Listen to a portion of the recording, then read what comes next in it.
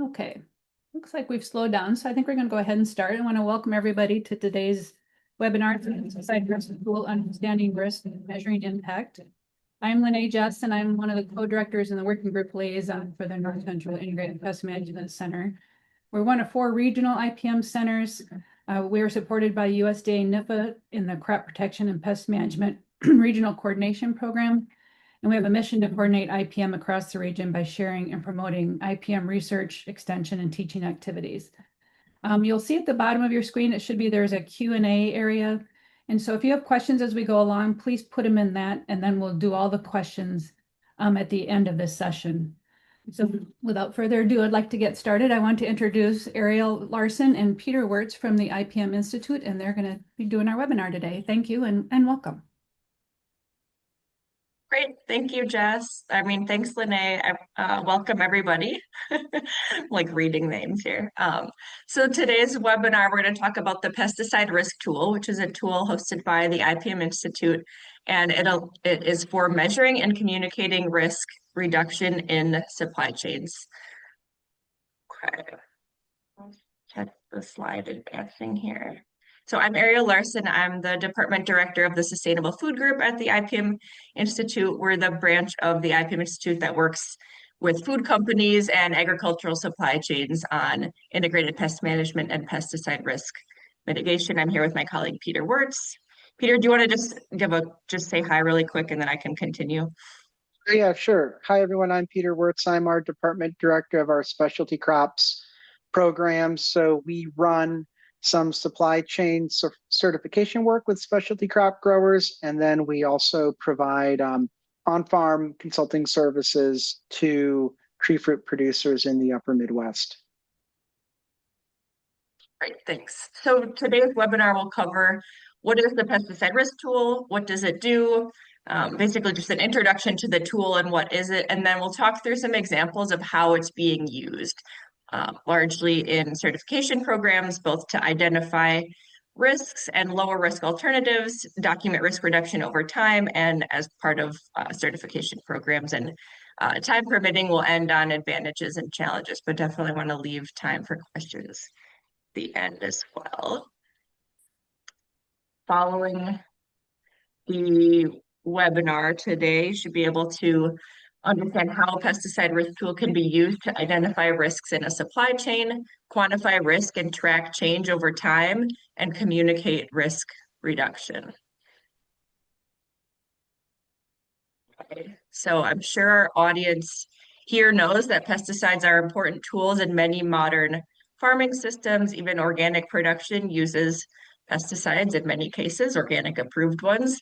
And there's a vast range of risk among EPA-approved pesticides, EPA-registered pesticides. And so part of an IPM system or an IPM program is managing that risk through product selection, which requires understanding of the different risks of the different pesticide options that exist. And again, there's a really wide range that exists among registered products. And so what the Pesticide Risk Tool does, it's in the name, is that it evaluates pesticide risk, which is distinct from hazard.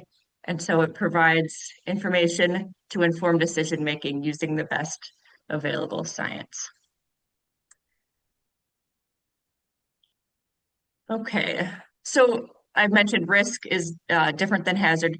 Risk is a function of toxicity and exposure. So toxicity, how toxic is the chemical to a particular organism? This is defined by things like physical chemical properties.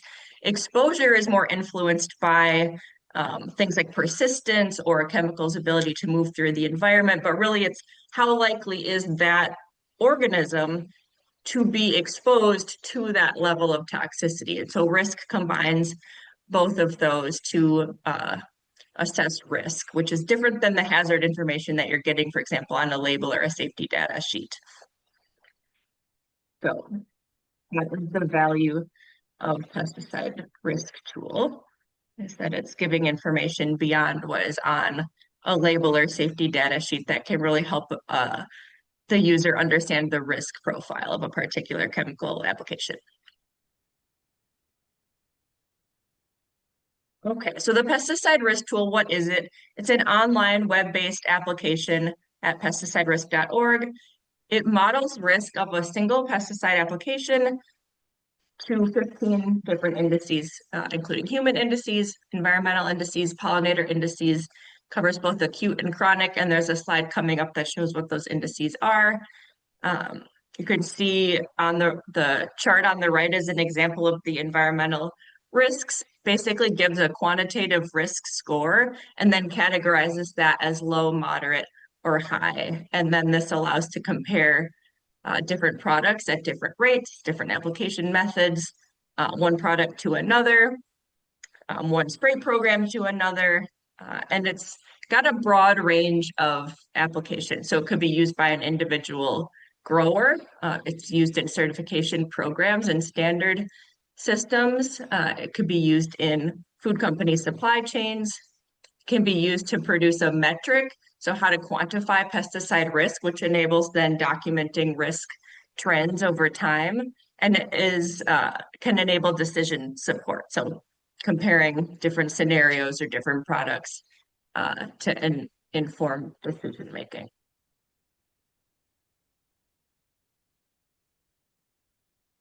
Okay. So again, the key features of the tool, reiterating that it's risk-based, it's not hazard-based, it's risk-based. So it is modeling exposure as well as accounting for the toxicity of a particular chemical active ingredient.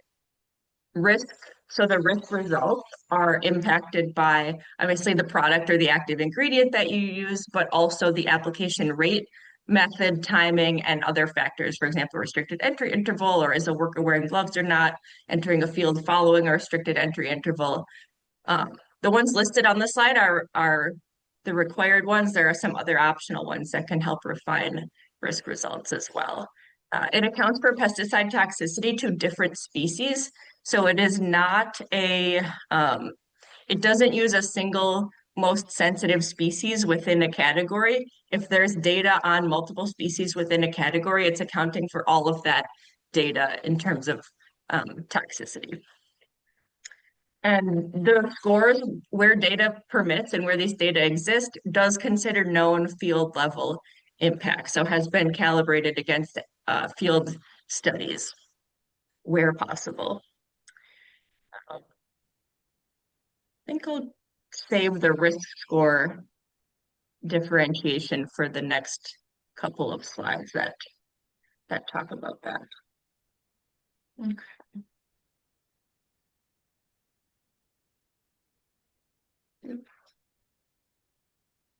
Okay, so these are the 15 different risk indices. So basically the data input is a single pesticide application. You can of course input multiple pesticide applications, and then you get risk scores for these environmental, human, consumer dietary, and pollinator risk indices. And you can see the handful that are noted chronic, the rest are acute.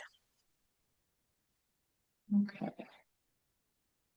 And one thing that makes the pesticide risk tool I would say uniquely valuable and differentiates it from other tools is that the score that you get in and of itself has meaning. It's not meaningful only relative to other scores, but it has meaning as a standalone score. So for the environmental indices, they're scored on a scale from 0 to 1. So the risk score is going to be anywhere in the range of 0 to 1. And that score represents the probability of an adverse effect. Those adverse effects are ecologically meaningful. They're defined on the website. They're different for each indices. So for example, earthworms, if you get a 0.5 score for the earthworm index, that means there's a 50% chance of some predefined ecologically adverse impact. So I think for earthworms, it's that 35% of the earthworm population will be killed by that application. And again, they're different for birds than they are for earthworms than they are for mammals. So here the score is a probability.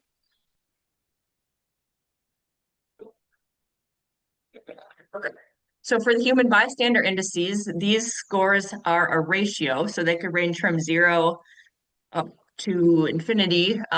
They're shown on the charts from 0 to 2 because it's uncommon that they're going to see a result higher than 2. And they represent the ratio of the predicted exposure to some sort of predetermined, typically EPA-based safety threshold. So a 1 means that application is likely to lead to an exposure that is at that safety threshold. Anything less than 1 it means less than that. Anything greater than 1 means you're exceeding that safety threshold. Okay. Consumer dietary index is scaled from 0 to anywhere greater than 1. This is based on work by Dr. Charles Benbrook, based on the dietary risk index that he developed to measure consumer dietary risk. So it's based on actual residue on the U.S. food supply as measured by the USDA Pesticide Data Program. Annually, that data is taken and calculated into a dietary risk score accounting for the toxicity of the chemical as well as the amount of that food that the population consumes. And it's based on the amount of food that a kid would consume, so it is protective of children. Anywhere from 0 to 0.1 is considered low risk, 0.1 to 1 is considered moderate risk, and above 1 is high risk. And again, like above 1 here means that there's a safety threshold that's being exceeded. Pollinator indices are on a logarithmic scale, and they represent risk to wild or managed bees. It's got 3 sub-indices. Pollinator risk when the crop is in bloom, so if the application is made in bloom. No bloom, so if the application is made any other time when the crop is not in bloom. And off crop, which is outside of the cropping area risk. Less than 1 is low risk, 1 to 10 moderate risk, and above 10 is high risk. And it's basically predicting the number of bee deaths.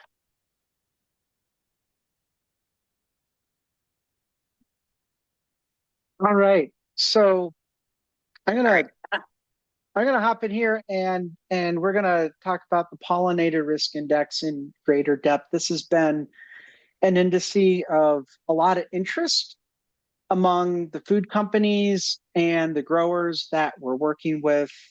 There's a really strong desire in both our production systems and also the marketplace to have an understanding of how pesticides are impacting pollinators right now.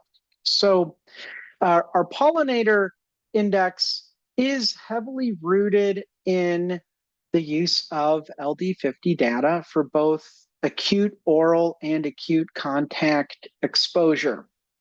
From there, it gets a little trickier. So one thing is we are accounting for multiple species of pollinators, and then recognizing that some species of bees are more sensitive to pesticides than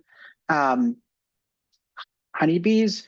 We are extrapolating the numerical risk scores by a factor of 10, kind of taking that precautionary approach to make sure that we're adequately accounting for a real broad range of species. Additionally, we're really looking at the pattern of exposure that would happen as informed by bee behavior. So, we have both the consumption of pollen by nurse bees in the hive and then consumption of nectar by foraging bees. It considers that those worker bees are bringing that pollen back to the hive and looking at the amount of pollen with potential pesticide residues on it that would be brought back over a 1-day period. And so I think that is a really unique aspect of this, that it's almost this composite bee that we're looking at to be reflective of these different behaviors that they have. Then we're also looking at, the different timing of applications. So off crop, that's just another way to inform pesticide drift. The no crop or the no bloom factor considers, especially in like an orchard environment where the crop may no longer be in bloom, but we could have a significant amount of blooming ground cover in the orchard floor, and pollinators could still be foraging through that block. What's the likelihood of exposure in that type of situation? Application method is also taken into consideration. So air blast versus bloom application, for example. When this index was developed, the robust science on understanding the sublethal and chronic or reproductive effects of pesticides on pollinators was not taken into account. We know so much more than we did when this index first came out.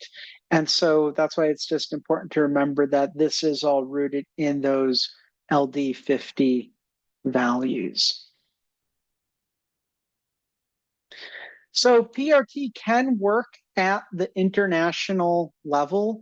So this probably isn't a big user for many of you in the program, but through the different ways that you can input the data, you can put in an active ingredient, even if you don't have a US EPA registration number. And so, knowing that active ingredient name, and then I believe the percent concentration of the active ingredient and the application rate. So a little more information that you need, but we can still look at pesticides that may be used in other countries.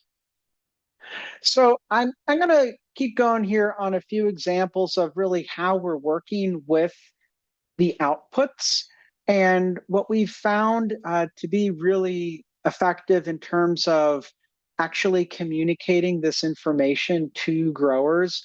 When you run a spray record through PRT, you just get a bunch of numbers, and we still have to find a way to communicate and put meaning behind that information. So we've had a lot of projects over the years where we've been able to aggregate large sets of spray records and look at changes in pesticide risk over time or within individual users. And so we're going to go through some of those examples now.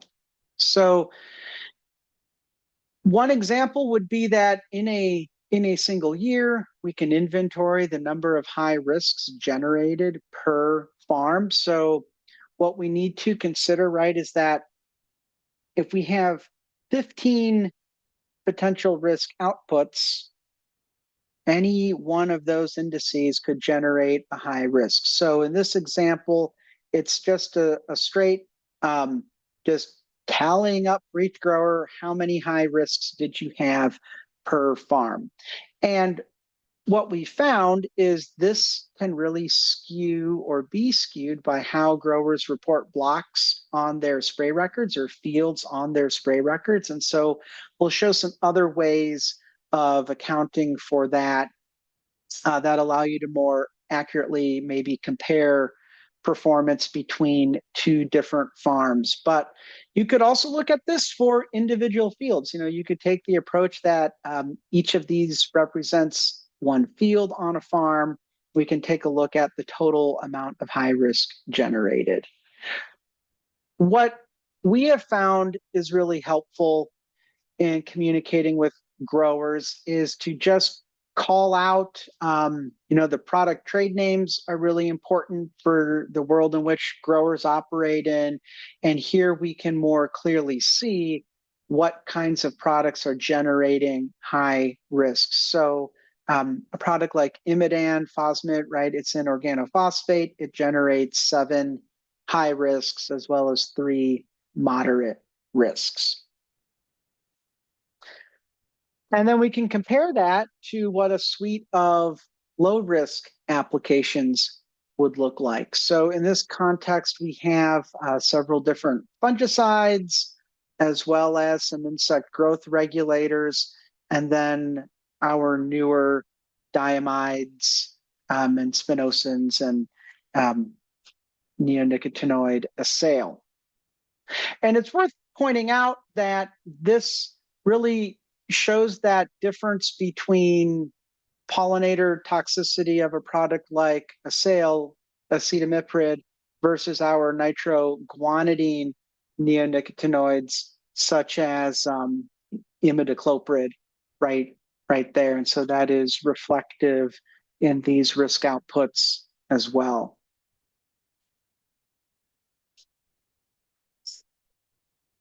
Just another example of some data.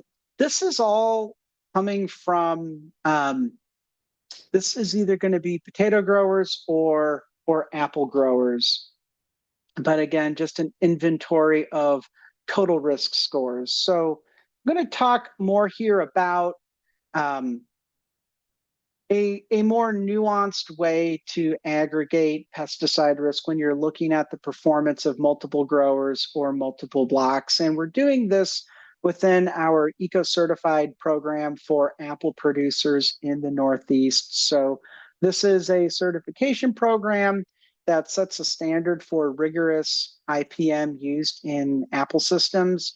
And it includes a component of establishing pesticide use restrictions which exceed the US EPA labels.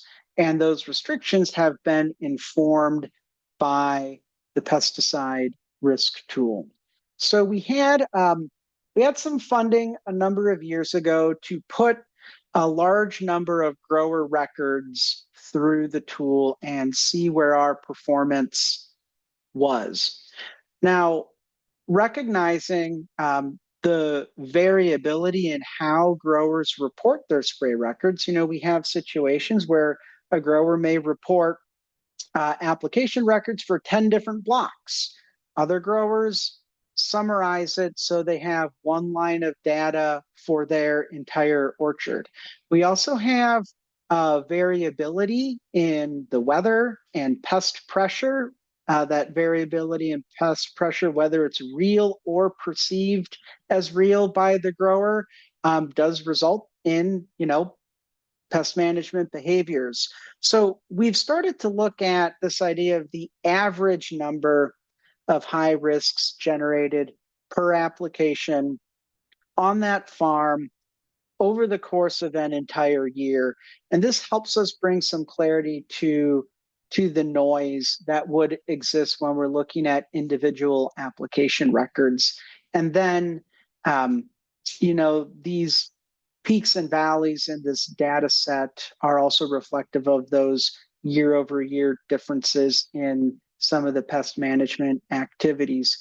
In the context of this group, 2004 and 2005, 04 was a year when growers were still allowed to use organophosphates and synthetic pyrethroids in the program. It was a pilot year of the program, and then certification in earnest really began in 2006. And so what we can see here is this steady decline in the overall amount of risk that was generated. This was looking at a group of about 8 growers, I believe. As the program has matured, we took another look back here in 2018. And what we found is we didn't have quite the same cohort of growers that we could just follow from exact same year over year. For example, saying like 2012, 13, 14, 15. So what we did in this situation is we looked at this group of growers, and then we looked at their spray records for the 3 years before they certified, and then for 5 years after they certified. And what I think was really notable about this group of growers and this data set was a lot of these growers, it being now, 2009 as the oldest set of data, they were a little bit further along the IPM continuum, so to speak, in their efforts to filter out high-risk pesticides. So these growers, by the time they entered the eco-certified program, their use of OPs, anti-pyrethroids, had declined significantly, but maybe they still had one or two. And what we found that even taking those products out of the mix before they certified, by bringing them through this program, we were still able to achieve some additional risk reduction in a 5-year period compared to their 3 years before they participated in the program. Ariel. Okay, I'm just going to cover a couple more examples of applications of how certification programs have incorporated use of pesticide risk tool into their program, just to give some it's all unique, and EcoApple has done a really excellent job, and especially in documenting risk reduction over time. There are other ways that can also be used to incorporate PRT into a program to measure and reduce risk over time. There's a program called Lodi Rules. It's a California wine grape growing certification program, and they use the pesticide risk tool to basically set a maximum risk threshold, and then they provide growers with information on every possible product that they might use on wine grapes and their associated risk. And then throughout the season, the growers need to manage so that they end up under the maximum risk that they can have for a particular growing season in order to achieve certification. So it's an interesting contrast to EcoApple, where that sort of interpretation of the information is done at the program level and built into pesticide use restrictions.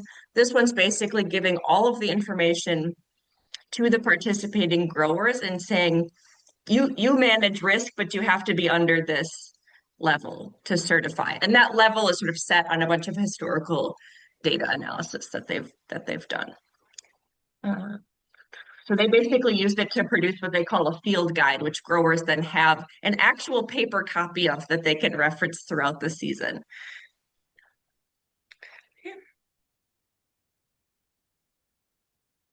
Equitable Food Initiative uses pesticide risk tool within their pest management standards. It basically says to certify, you have to use the tool, understand what your high risks are, and then talk about how you're mitigating those in your written IPM program, which is another requirement of their pest management standards. So even more sort of bottom up and reliant on growers to interpret and manage risks in the program. And then that gets audited during the audit. The auditor would be looking at to make sure that they've done that. Sustainably Grown certification program uses the pesticide risk tool in their prohibited pesticide list. So the program has a prohibited pesticide policy. It basically prohibits them, but allows for growers to request exemptions. And so if there's an exemption request, part of that process is that they have to run just that particular product through the tool, understand what the high risks are, and then in their application, demonstrate how they're mitigating those risks. So, see, what is that? 3 or 4 programs and all completely different ways that they've incorporated the tool. I will end here, I think, and then we can open it up for questions, and I see some coming in. So benefits like pesticide risk tool can help answer, where do I start? What does the risk situation look like across a supply chain, across a certification program, a group of growers? And even with a single year of data, you can start to see the distribution and where there might be higher risk fields or farms or growers in that pool, and then prioritize those for further mitigation efforts. Quantifying risk is a big one. Pesticide risk is really complicated, and pesticide risk tool provides the ability to take a quantitative risk score and basically use it as a metric that can be managed and document risk reduction over time. Also helps to document and communicate trends over time. So basically showing the impact of a program, of an IPM program, and what that impact is in terms of the actual pesticide risk reduction resulting. So it enables all of those things. Challenges, data collection. So it essentially requires spray records to use the tool. It is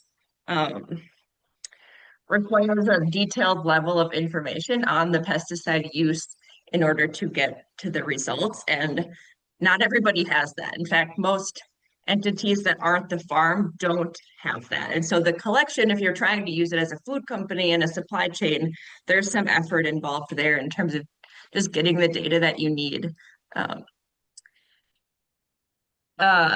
there is something to be said about multiple years of data over time. Weather changes year to year, climate, pest pressure changes every year is different. Um, it's hard to make conclusions, and I would caution against drawing too many conclusions from a single year of data. So collecting data over time is important here. Um, and then despite the sort of robustness behind the scenes, it still is a challenge. Pesticide risk is difficult to communicate to whatever audience you're trying to communicate it to, and particularly those that aren't involved in agriculture. So that's an ongoing challenge. Do I have? Do we want to highlight the project team and data resources briefly? I would say that if you go to our website, we have a project resources page where we have a guide to understanding the risk indices and outputs. And then we also have all of the white papers for each index. So if you want to make it feel like less of a black box that you put data in and just get numbers out, everything is explained in great detail. Right? So they're white papers, meaning they haven't been published in a peer-reviewed journal. However, they were peer-reviewed, and those peer-reviewed comments are also in each of the white papers. And then our data sources, right? So using a lot of EPA data and USDA pesticide data program, but also using some databases that are maintained in other countries to inform where we've had some gaps that aren't available within the US. So if you want to reach out to us to learn more about this tool and what we're doing, our emails here are up on the screen. As we said during the intros, Ariel is very much the go-to in terms of work within a food company and bigger supply chain, and I'm more engaged with growers in their pest management and spray program and IPM planning. All right, thank you so much, Ariel and Peter. Really appreciate it. It was a good presentation. We do have, remember to enter your questions if you have them in the Q&A portion on our box on the bottom of your screen. So let's jump into some of the questions. I know, Peter, you talked a little bit about some insect growth regulators, but one of the questions is, do you have other kind of pesticides beyond your standard agricultural pesticide, like a microbial biopesticide, that kind of thing, and how many are there in the database? Ooh, offhand, I couldn't tell you how many microbial pesticides are in the database. I know anything with an EPA registration number, though, like will be in the database. If it's not, it's because it's new and it hasn't gone through the product update cycle yet. I will say, though, for a lot of the bio-based ones, there are a lot of data gaps because they don't require, the EPA just doesn't require the same level of data to register those. And so they don't have a lot of the data to generate the indices doesn't exist in the data sources that we're using. But anything with an EPA registration number can be added to the tool. Okay. Yep. Thank you, Ariel. Can you Yes. measure risks in non-agricultural settings using the tool? So like indoor caution against that. The models really do assume an agricultural use of the product. Like the assumptions made in modeling risk assume a field-based agriculture, really. Even greenhouse applications are not really considered. You could certainly use it for a greenhouse, but you would just want to interpret the risks in your own context. Okay, thank you. Another question, are there any plans to incorporate risks for groundwater and surface water contamination with the other human health and environmental risks? Well, I We think would it love $1 depends on, million to add some new yeah. indices.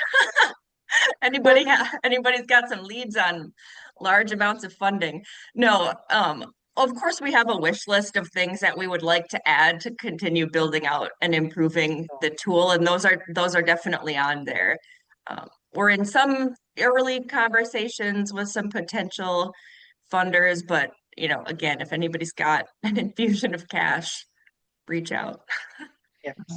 What I was also going to highlight is, several of our environmental indices, while they don't specifically address water quality, we do address the risk to fish as well as aquatic invertebrates. So, And when we aquatic say, algae, there's actually yes, three and aquatic aquatic indices. Thank you. algae, Yeah. yep. And so when we say like water quality, well, what are we really getting at there? So, um, this could help resolve some of those questions around, well, once a pesticide reaches a body of water, what are those impacts that it's having? Yes, and there are models built into the background that are based on or using EPA models about basically like ground and surface water movement and how chemicals move through those spaces. So it is like they are incorporated into the results in those ways. All right, thank you. Another question. Certain states are attempting to regulate the use of neonics on ornamental crops because of impacts on pollinator health and human health. Is there an opportunity for us to use data from the Pesticide Risk Tool to help legislators better understand the risk of neonics versus other products? Yes.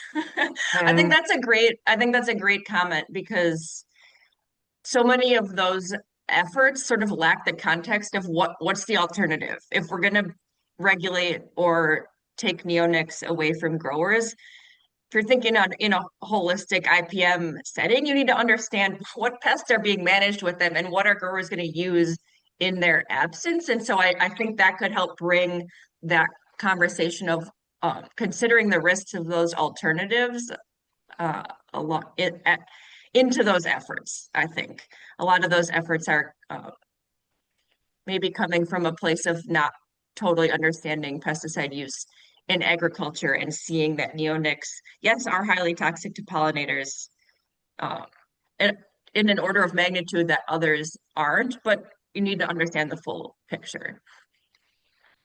Peter, anything to Well, add?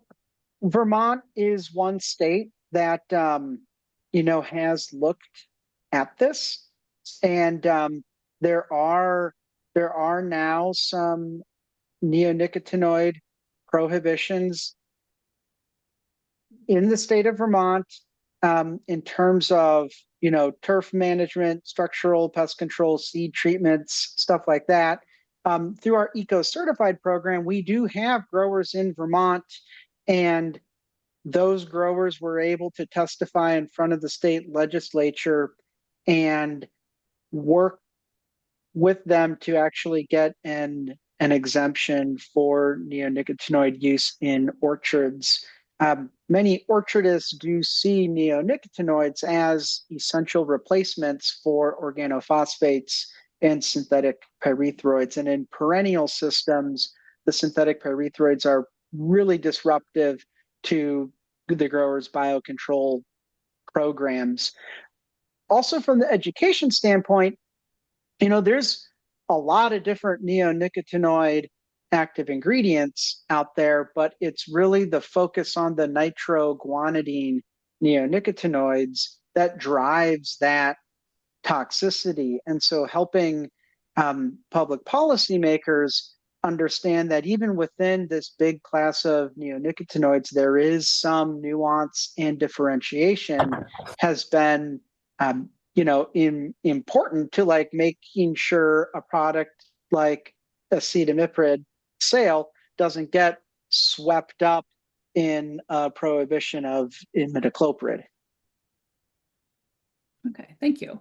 Next question. I know we didn't have time to actually go through how to use the system. So I guess the one question would be is, do you have webinars or something where you go through step by step? But then the question was, for example, does the user enter the maximum label rate to assess a maximum risk? Are there any opportunities to enter parameters like distance from waterways, wind speed, etc.?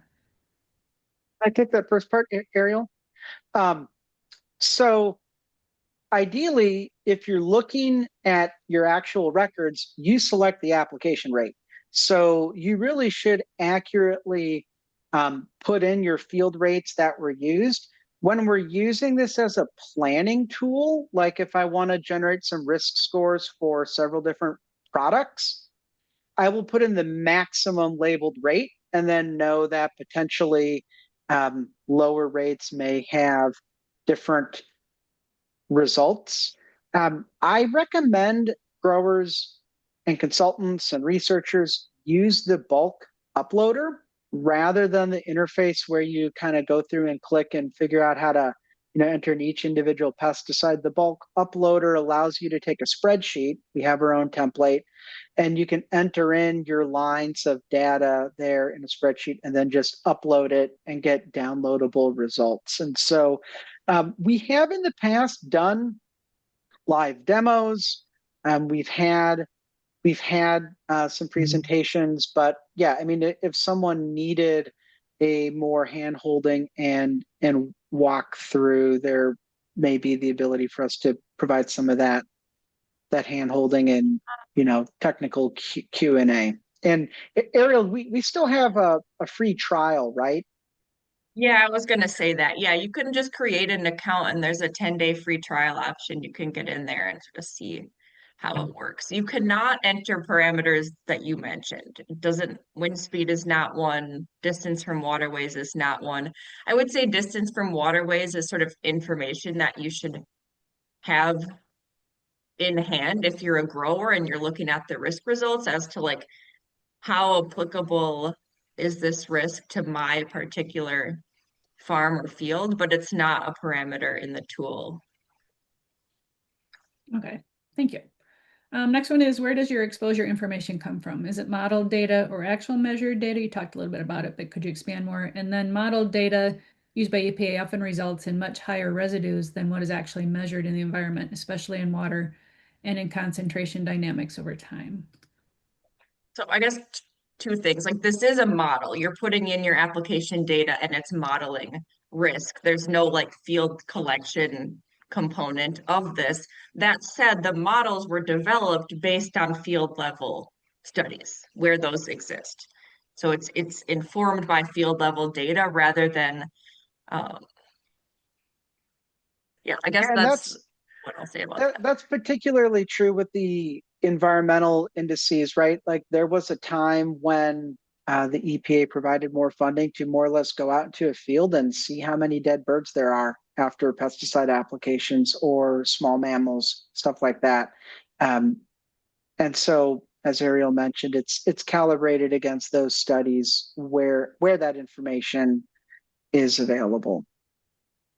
Okay, thank you. I'm going to jump down to the next actual question. I wonder why sometimes a tool does not reflect the environmental warnings on the label. For instance, we came across a pesticide with a strict label warning on aquatics and the tool had zero risk for them. I guess we would really need to know what that product was to take a look at what that warning is and what was going on there. Okay. Is there a way if somebody finds a product that's not on there, is there a way for them to contact you to ask you to put it in or? Yeah, they can just email the support email address. It's very easy to add a product. It's harder to add a new active ingredient. So if the active ingredient's not in the database yet, that's going to require some additional work on the back end. Certainly still feel free to ask. It's just not going to be an instantaneous add. Okay. For biopesticides where certain data are waived, why not just assume zero risk? That's the bottom line of EPA's decision to waive the data. I think in a lot of those cases, the tool will give an assumed low risk code as the result. So like there's codes L, if there's not a quantitative risk score, sometimes you'll get as a result an LH or an LE. That means like low assumed risk, basically. And I think it will do that for many of those. Okay, thank you. How long should it take you to incorporate new pesticides into the database once they have EPA registration numbers and are in the market? We run product updates quarterly, just like as a cycle, but certainly if you have something and it's not in there and you want it faster and don't want to wait, again, just send an email to the support at what's the email? Is it support@pesticiderisk.org? Let me double check that. I can put it in the chat. I've got it in the chat. You're good. Oh, okay. Thank you.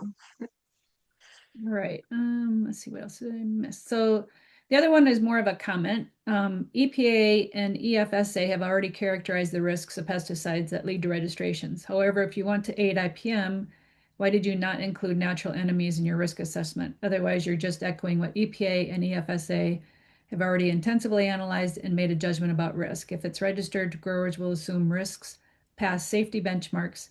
What they need is knowledge of risk to natural enemies.